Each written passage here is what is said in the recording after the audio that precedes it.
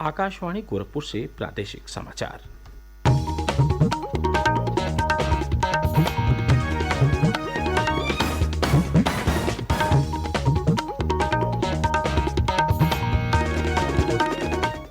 नमस्कार, समाचार बुलेटिन के साथ मैं वेद प्रकाश पाठक। पहले मुख्य समाचार। विधानमंडल के मानसून सत्र की कार्यवाही अनिश्चितकाल के लिए स्थगित। सरकारी संपत्ति को नुकसान पहुंचाने पर वसूली से संबंधित विधेयक दोनों सदनों में ध्वनिमत से पारित। मुख्यमंत्री योगी आदित्यनाथ ने गोरखपुर और अयोध्या सहित बाढ़ग्रस्त जिलों का किया हवाई सर्वेक्षण। अधिकारियों को राहत और बचाव कार्य तेज करने के दिए निर्देश। पीएफआई के परिसरों पर कल दूसरे दिन भी जारी रही छापेमारी, कई संदिग्ध हिरासत में लिए गए। और प्रदेश के विभिन्न जनपदों में लगातार हो रही वर्षा से जनजीवन पूरी तरह से अस्त व्यस्त। आकाशीय बिजली गिरने की घटनाओं में कई लोगों की मृत्यु।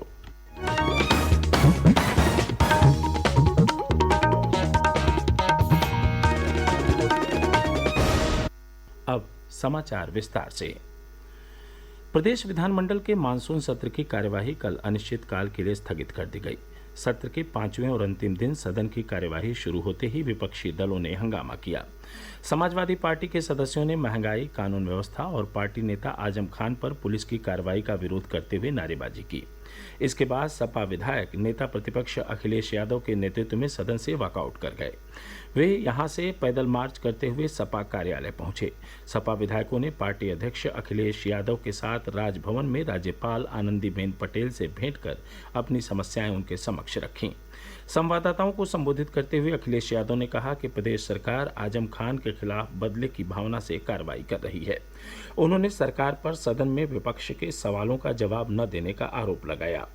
वहीं विपक्षी दलों के बहिर्गमन के बावजूद सदन की कार्यवाही जारी रही। इस दौरान उत्तर प्रदेश लोक और निजी संपत्ति क्षति वसूली संशोधन विधेयक पेश किया गया, जो ध्वनिमत से पारित हो गया। संशोधित विधेयक के तहत अब हड़ताल और प्रदर्शन के दौरान जो व्यक्ति सरकारी संपत्ति को नुकसान पहुंचाएगा, उसकी भरपाई भी वही करेगा। उधर विधान परिषद में गन्ना किसानों के बकाया भुगतान और प्रदेश के परिषदीय स्कूलों के साथ साथ सहायता प्राप्त माध्यमिक विद्यालयों के विद्यार्थियों को निःशुल्क पुस्तकें अभी तक न मिलने का मामला गूंजा। बेसिक शिक्षा मंत्री संदीप सिंह ने कहा कि सभी जिलों में स्कूलों के छात्रों को 92% पाठ्य पुस्तकें वितरित की जा चुकी हैं। गन्ना मंत्री चौधरी लक्ष्मी नारायण ने जवाब देते हुए कहा कि सरकार ने किसानों को उनकी पैदावार का 100% भुगतान सुनिश्चित किया है। सरकार के जवाब से असंतुष्ट सपा के सभी सदस्य सदन से वॉकआउट कर गए। कार्यसूची के तहत परिषद में उत्तर प्रदेश लोक और निजी संपत्ति क्षति वसूली संशोधन विधेयक तथा दंड प्रक्रिया संहिता संशोधन विधेयक ध्वनिमत से पारित हुए। इसी के साथ 19 सितंबर को शुरू हुए विधानमंडल सत्र के दोनों सदन अनिश्चितकाल के लिए स्थगित हो गए। प्रधानमंत्री नरेंद्र मोदी कल दिन में 11 बजे आकाशवाणी से मन की बात कार्यक्रम में देश विदेश के लोगों के साथ अपने विचार साझा करेंगे। यह कार्यक्रम आकाशवाणी और दूरदर्शन के समूचे नेटवर्क पर प्रसारित होगा। आकाशवाणी समाचार की वेबसाइट और news on AIR mobile app पर भी यह कार्यक्रम उपलब्ध रहेगा। आकाशवाणी समाचार, दूरदर्शन समाचार, प्रधानमंत्री कार्यालय तथा सूचना और प्रसारण मंत्रालय के YouTube चैनलों पर भी कार्यक्रम का सीधा प्रसारण किया जाएगा। मुख्यमंत्री योगी आदित्यनाथ ने बाढ़ से प्रभावित गोरखपुर, संत कबीर नगर, बस्ती, अयोध्या, गोंडा और बाराबंकी जिलों का कल हवाई सर्वेक्षण किया। उन्होंने बाढ़ से प्रभावित क्षेत्रों में राहत कार्य पूरी गति से संचालित करने के निर्देश दिए। श्री योगी ने कहा कि जनहानि और पशुहानि से प्रभावित परिवारों को सहायता राशि का वितरण तेजी से किया जाए। उन्होंने बाढ़ प्रभावित क्षेत्रों में राहत सामग्री का वितरण तेज गति से कराने के भी निर्देश दिए। मुख्यमंत्री ने बाढ़ग्रस्त जनपदों के जिलाधिकारियों को बाढ़ से प्रभावित गांवों में चलाए जा रहे राहत कार्यों की विस्तृत रिपोर्ट उपलब्ध कराने के निर्देश दिए हैं। इस समय सरयू नदी की बाढ़ से जनपद गोरखपुर के 41 गांव प्रभावित हैं। इसके अलावा गोंडा के 24, बस्ती के 12, बाराबंकी के 19 और संत कबीर नगर एवं अयोध्या के एक गांव बाढ़ से प्रभावित हैं। मुख्यमंत्री ने कल अयोध्या पहुंचकर बाढ़ राहत और बचाव कार्यों की समीक्षा की। उन्होंने मंडल और जिला स्तरीय अधिकारियों से राहत कार्य तेजी से संचालित करने के निर्देश दिए। मुख्यमंत्री ने दीपोत्सव के आयोजन के संबंध में भी समीक्षा की। उन्होंने अधिकारियों से शहर में लता मंगेशकर चौक के लोकार्पण की तैयारियों की भी जानकारी ली। आगामी 28 सितंबर को इस चौक के लोकार्पण कार्यक्रम में प्रधानमंत्री नरेंद्र मोदी वर्चुअल माध्यम से शामिल होंगे। प्रादेशिक समाचार आप आकाशवाणी गोरखपुर से सुन रहे हैं। यह समाचार बुलेटिन हमारे YouTube channel AIR news Gorakhpur और ट्विटर हैंडल AIR न्यूज़_GKP पर भी उपलब्ध है। प्रदेश सहित 15 राज्यों में popular front of India PFI से जुड़े लोगों और परिसरों पर NIA और अन्य सुरक्षा एजेंसियों की छापेमारी कल दूसरे दिन भी जारी रही। जांच एजेंसियों ने लखनऊ के खदरा के मक्कागंज से PFI की सहयोगी संस्था के एक व्यक्ति को गिरफ्तार किया। 12 संदिग्धों को भी हिरासत में लिया गया है। नेपाल सीमा से लगे सिद्धार्थनगर जिले से भी एक संदिग्ध को हिरासत में लेकर पूछताछ की जा रही है। सरकारी विभागों और कार्यालयों में सामान की खरीद में पारदर्शिता लाने और अनियमितताओं को दूर करने में government e market place GeM portal महत्वपूर्ण भूमिका निभा रहा है। वाराणसी में कल जेम पोर्टल विक्रेता संवाद कार्यक्रम का आयोजन किया गया।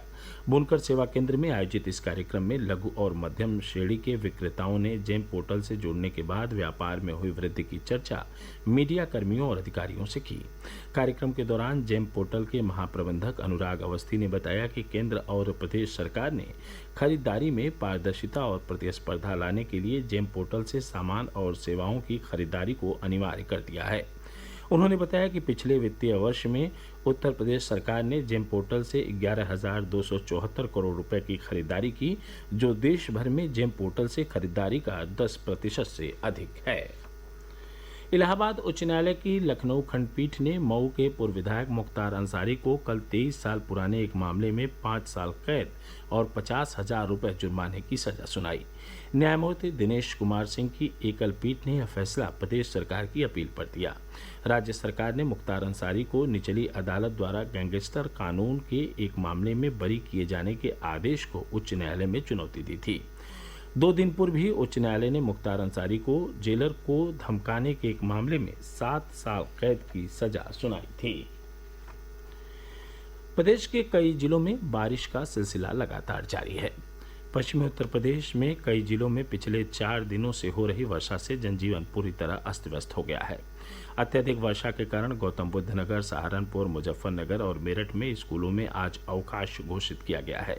बिजनौर की सीमा से लगे उत्तराखंड में लगातार हो रही वर्षा से जनपद में नदियों का जलस्तर बढ़ रहा है। औरैया में हो रही बारिश से जगह जगह जलभराव की स्थिति बनी हुई है। पीलीभीत, प्रयागराज और फतेहपुर में भी कल तेज वर्षा दर्ज की गई। वहीं फिरोजाबाद में वर्षा से जुड़ी घटनाओं में कल 2 लोगों की मृत्यु हो गई। प्रयागराज में आकाशीय बिजली गिरने से 4 लोगों की मृत्यु के समाचार हैं। इसके अलावा कासगंज, इटावा, हमीरपुर, बलरामपुर, शाहजहांपुर, मैनपुरी और हरदोई में भी आकाशीय बिजली गिरने से कई लोगों की मृत्यु हो गई। अत्यधिक वर्षा के कारण किसानों की फसलों को काफी नुकसान पहुंचा है। राज्य सरकार ने महिलाओं और बच्चों के खिलाफ घृणित अपराधों के लिए बने नियमों को और सख्त करने का निर्णय लिया है।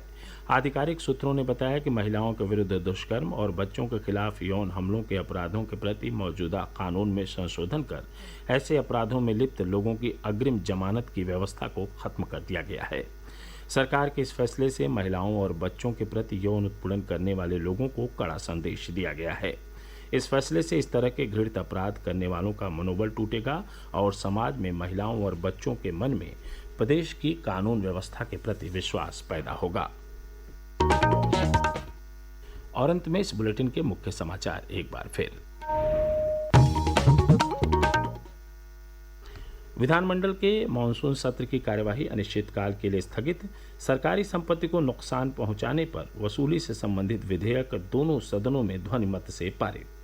मुख्यमंत्री योगी आदित्यनाथ ने गोरखपुर और अयोध्या सहित बाढ़ग्रस्त जिलों का किया हवाई सर्वेक्षण। अधिकारियों को राहत और बचाव कार्य तेज करने के दिए निर्देश। PFI के परिसरों पर कल दूसरे दिन भी जारी रही छापेमारी। कई संदिग्ध हिरासत में लिए गए। और प्रदेश के विभिन्न जनपदों में लगातार हो रही वर्षा से जनजीवन पूरी तरह से अस्त व्यस्त। आकाशीय बिजली गिरने की घटनाओं में कई लोगों की मृत्यु।